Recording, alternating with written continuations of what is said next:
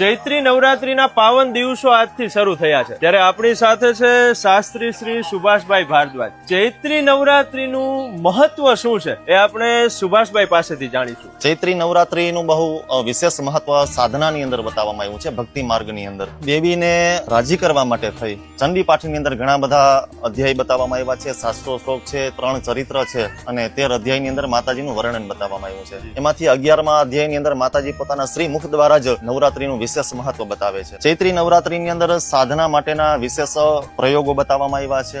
ચૈત્ર મહિનાની અંદર એકમના દિવસે માતાજીને સવારના સમયની અંદર ઘટ સ્થાપના થતી હોય છે અને આપણે સાદી ભાષામાં કહીએ તો ઝવેરા આદિ બધું આપણે વાવવામાં આવે છે, માતાજીનું સ્થાપન કરવામાં આવે છે અને માતાજીની અર્ચના માટે થઈ અને અખંડ દીવો રાખવામાં આવતો હોય છે ગાયના ઘીનો. અનુષ્ઠાનના ઘણા બધા પ્રયોગો છે, પૂજા છે. માતાજીનો મૂળ મંત્ર છે નવારણ મંત્ર, જે ચંડીપાઠની અંદર વિશેષ ફળદાયી અને મહત્વ બતાવવામાં આવ્યું છે. ઓમ એમ રીમ ક્લીમ ચામુંડાયે વિચ્ચય નમઃ.